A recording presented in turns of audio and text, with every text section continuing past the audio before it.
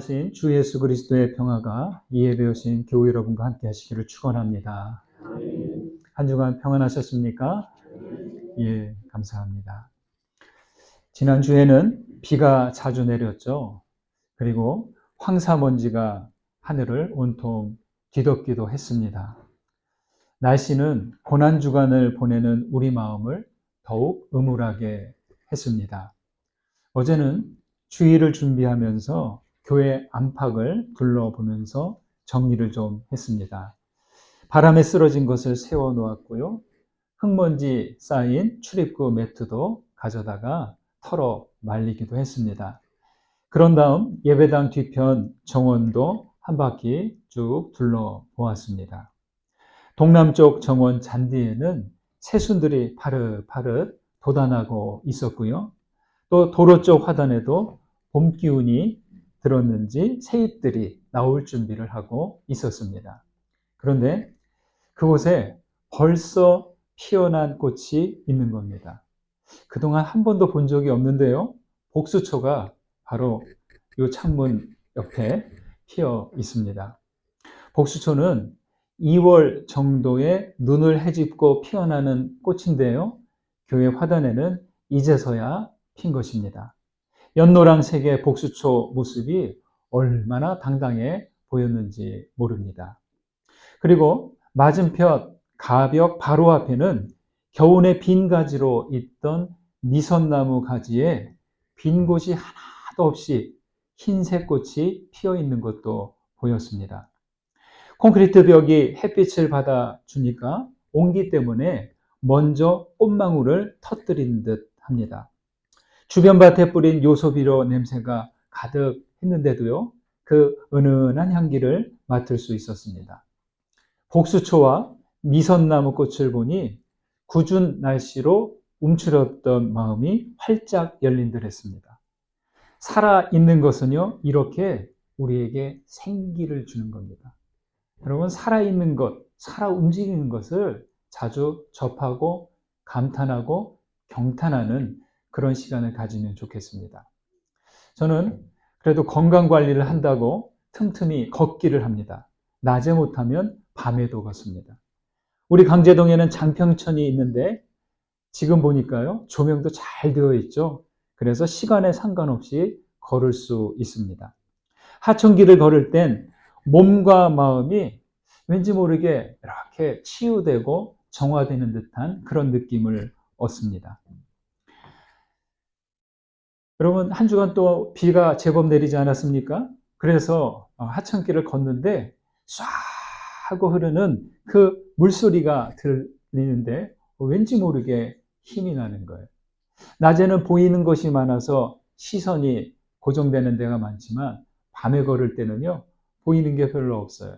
그러니까 이 흐르는 강물 쏴 하고 흐르는 그 소리가 얼마나 힘찬지 모릅니다.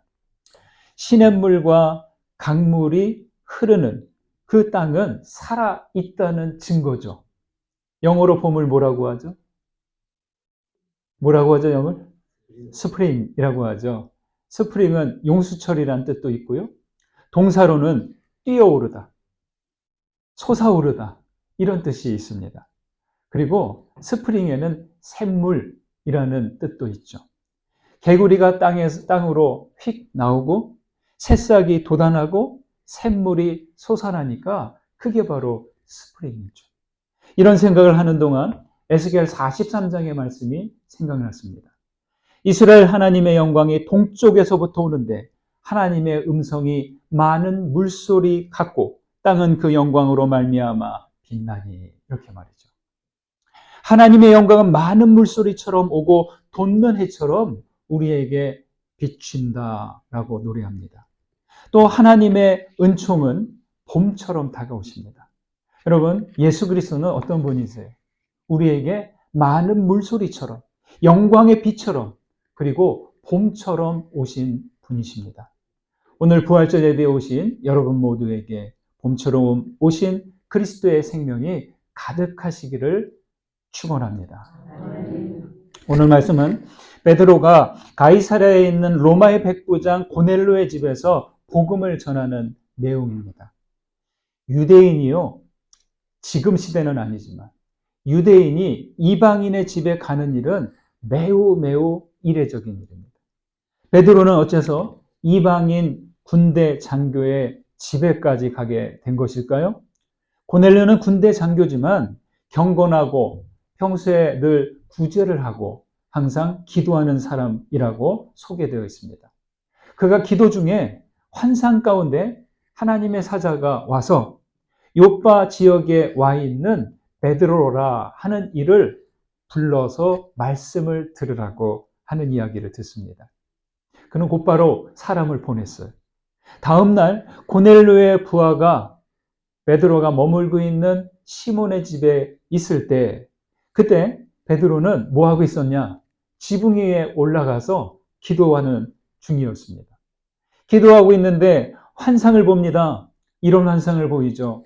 하늘에서 내 귀퉁이를 맨 커다란 보자기가 내려와요. 그 안에 보니까 각종 네발, 짐승들, 기는 것들, 하늘에 나는 것들이 거기에 있어요. 그러면서 음성이 들려요. 잡아먹으라고. 여러분, 웬만히 배고파야 잡아먹겠죠? 네. 베드로는 그 짐승들, 기는 것들, 날아다니는 것들을 보고 부정하기에 이건 속된 것이기에 먹지 않겠다고 했고, 그러자 다시 소리가 들리는데 이렇게 말합니다. 하나님께서 깨끗하게 하신 것을 속되다 하지 말라라고 말이죠.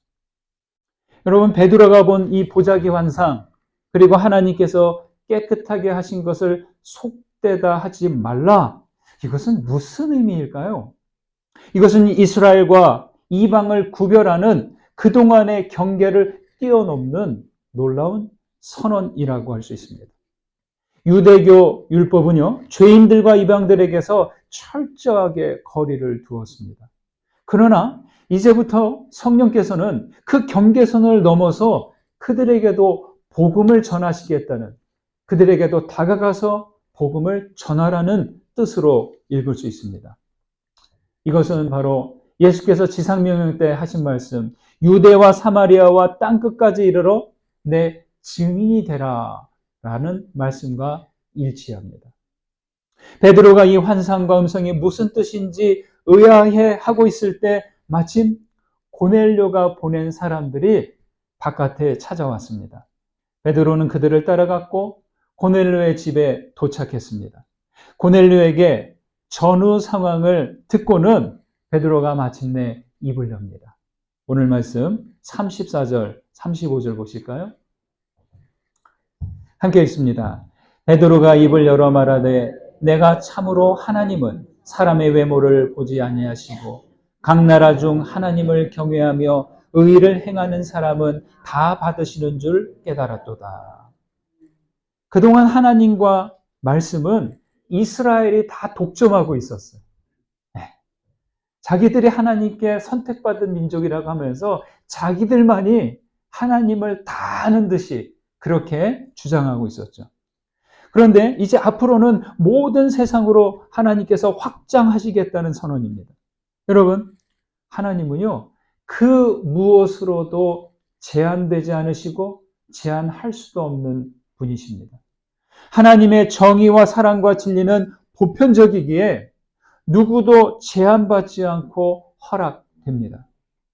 하나님을 가둘 수도 없고 그 은혜와 진리와 사랑은 막을 수도 없습니다. 그래서 베드로는 하나님은 사람의 외모를 보지 아니하시고 다 받으시는 줄 깨달았다라고 합니다. 여러분, 이게 단순한 것 같아도 그렇지 않습니다. 유대인의 입장에서는 엄청난 산을 뛰어넘는, 아주 건널 수 없는 강을 건너는 것과 같은 인식의 전환과 같습니다. 하나님은 외모를 보시지 않는다 해서 이 외모에 해당하는 게 뭘까요? 유대인과 이방인, 민족과 나라, 빈부와 기천, 왕과 평민과 노예, 피부색과 성별, 어른과 아이, 구별하고 분리하는, 세상이, 인생들이 구별하고 분리하는 모든 외적인 조건들이 이 외모입니다. 고넬료라는 이름 앞에 붙은 그를 수식하는 말이 있어요. 로마의 군대 백부장. 이게 고넬료 이름 앞에 붙은 그 수식어인데, 이것이 그 사람을 판단하는 외모입니다. 유대인에게 로마의 군대 백부장이라는 외모는 다가가기 어렵고 위험한 사람으로 보이게 했다는 거예요. 그러나 베드로가 고넬료를 만난 전후 사정을 듣고는 하나님은 하나님을 경외하는 의를 행하는 모든 사람은 다 받으시는구나.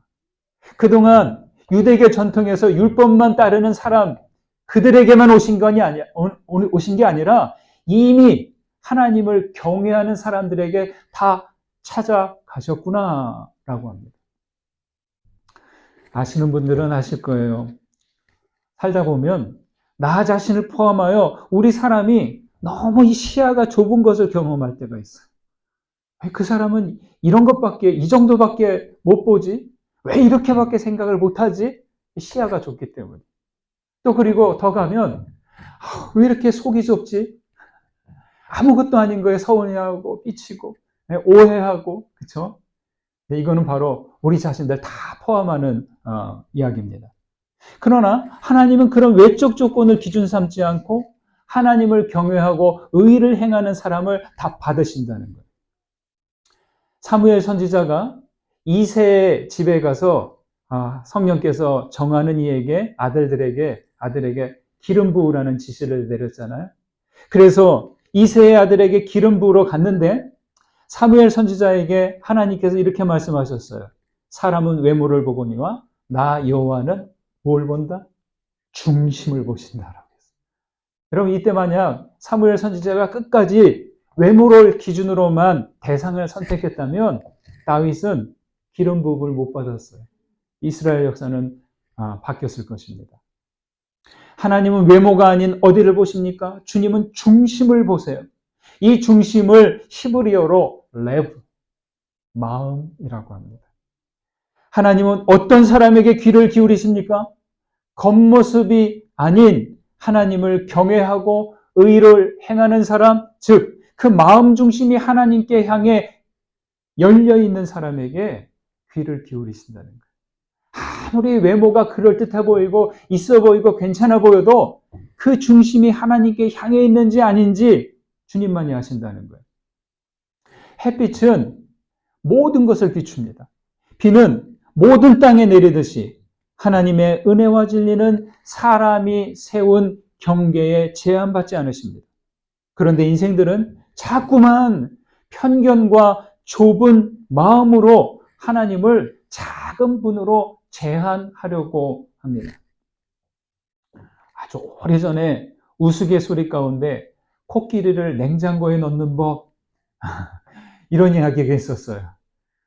그래서 질문을 받으면 다들 물음표를 갖고 아니 어떻게 코끼리를 냉장고에 넣는단 말인가 하면서 어리둥절했는데 문제를 낸 사람이 이렇게 말하죠. 냉장고 문을 연다. 코끼리를 넣는다. 그리고 문을 닫는다. 여러분, 말로는 얼마든지 할 수 있어요. 그렇죠? 말로는 무엇이든지 할 수 있어요. 그러나 실제로는 그렇게 못하죠. 그런데 사람은 그런 식으로 하나님을 간단하게 단정하고 자신들의 좁디 좁은 그 생각 속에 구겨 넣으려고 합니다. 영성가 마틴 슐레스키가 이렇게 말했어요. 인간의 가슴은 자기 자신에게만 속한 것이 아닙니다. 우리는 자신의 일을 느끼고 생각할 수 있을 뿐 아니라 하늘의 일도 느끼고 생각할 수 있습니다. 우리의 가슴은 하늘에 연결되어 세상을 감싸 안는 거룩한 그물의 매듭입니다. 사랑을 향한 신뢰, 내적인 빛과 정열이 우리 안에서 사그라지면 살아있어도 죽은 것이나 마찬가지입니다. 여러분 마음에 와닿지 않습니까? 인간의 가슴은 자기에게만 속한 것이 아니라 이 가슴은 마음을 뜻하는 거죠. 우리의 가슴은 하늘에 연결되어 있다고 합니다. 그렇죠. 인간의 마음 중심은 하나님께 연결되어 있어야 합니다. 사람의 가슴이 하나님께 열려 있어야 살아 있는 거죠.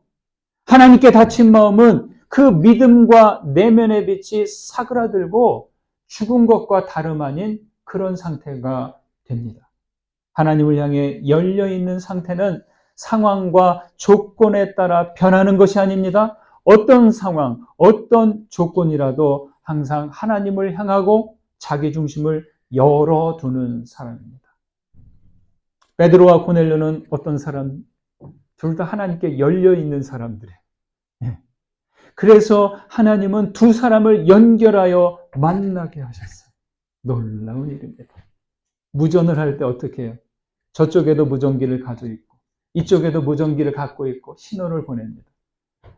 근데 무전이 통하려면 꼭 해야 되는 게 있어요. 뭐예요? 주파수가 맞아야 돼요.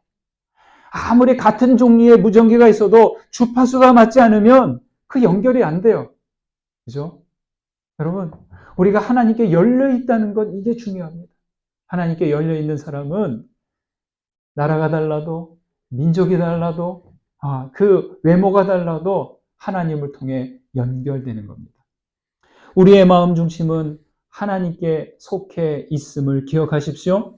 여러분의 마음 중심이 하늘에 연결되고 하나님께 열려있는 믿음의 자녀 되시기를 간절히 소망합니다. 베드로는 하나님께 열려있는 마음을 가진 고넬료에게 나사렛 예수와 예수께서 전하신 화평의 복음을 전합니다. 여기 말씀 40절과 41절을 보시겠습니다. 같이 읽습니다. 하나님이 사흘 만에 다시 살리사 나타내시되 모든 백성에게 하신 것이 아니요 오직 미리 택하신 증인 곧 죽은 자 가운데서 부활하신 후 그를 모시고 음식을 먹은 우리에게 하신 것이라. 죽어 무덤에 장사된 예수께서 사흘 만에 다시 사시고 나타나셨습니다. 누구에게 나타나셨습니까? 제자들에게 나타나셨습니다. 이때 제자들은 어떤 상태였습니까? 하늘에 연결된 사람들이자 예수님께 열려있는 사람들입니다. 제자들은 부활하신 주님과 함께 음식을 먹었습니다. 부활의 그리스도를 경험한 제자들은 이후 부활의 그리스도를 증언하는 증인들이 되었습니다. 여러분, 살아있는 사람들은 매일 먹습니다. 왜 매일 먹어요? 먹어야 살 수 있기 때문이죠. 그리스도인은 믿음으로 사는 사람들이에요. 홀로 먹지 않고 부활하신 그리스도와 함께 먹는 거예요. 무엇을 먹는다는 거예요? 예수 생명을 먹고 예수를 통해서 오는 은혜와 진리를 먹는 거죠. 예수님께서 부활하셨습니다. 그런데요, 예수 부활이 전부가 아니라 부활은 예수님만 부활하시면 되는 게 아니에요. 부활 이야기는 예수께서 십자가에서 죽으시고 무덤에서 나오신 것으로 부활 승천하신 것으로 끝난 게 아니에요.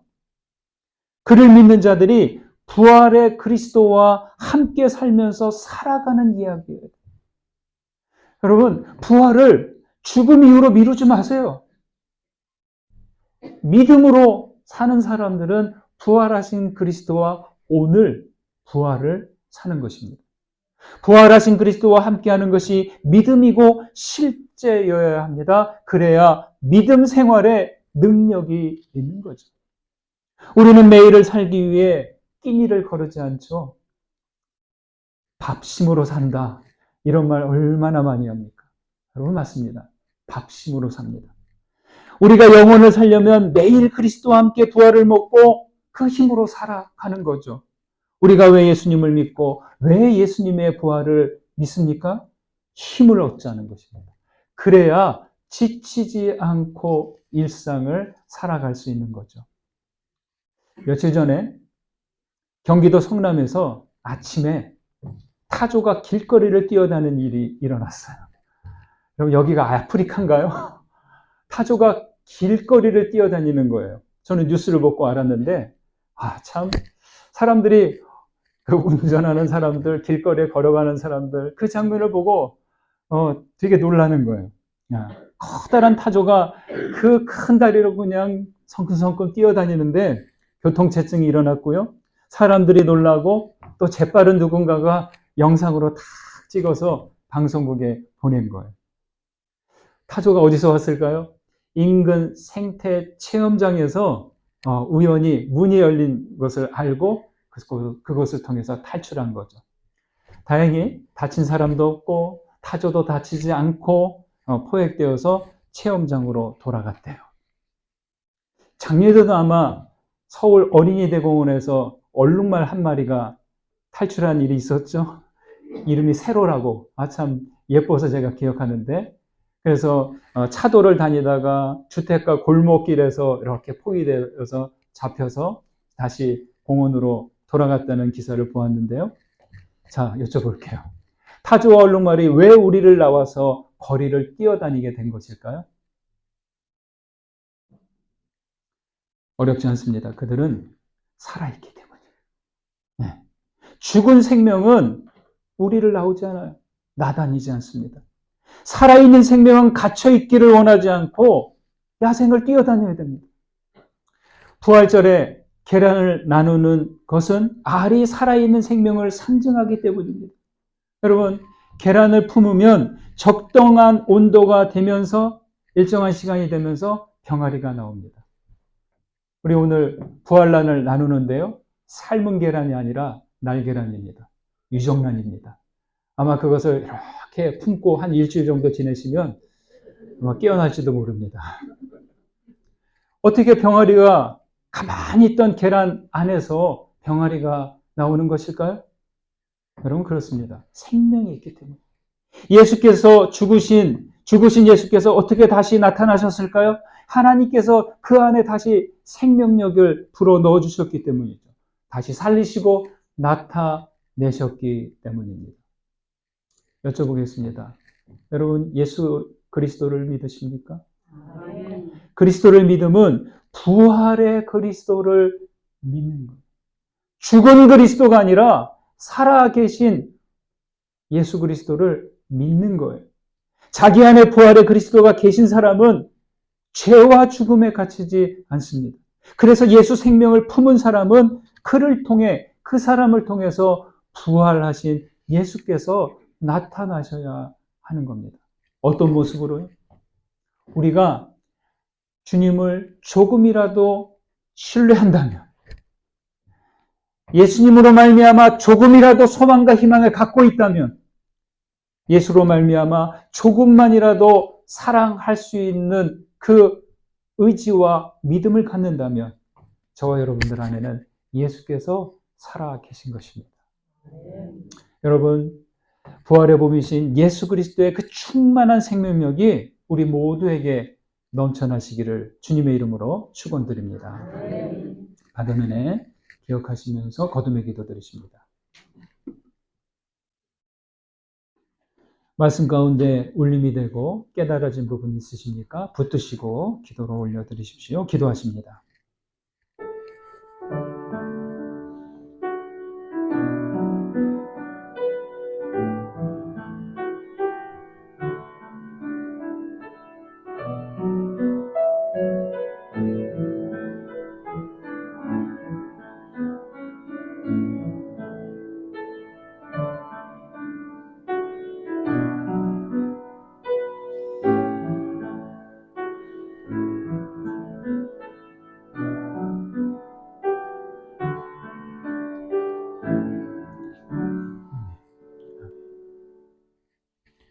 하나님, 흐르는 물소리를 들을 때, 봄 햇살을 맞으며 피어난 꽃들을 바라볼 때 우리에게 부활의 봄으로 오신 예수님을 생각합니다.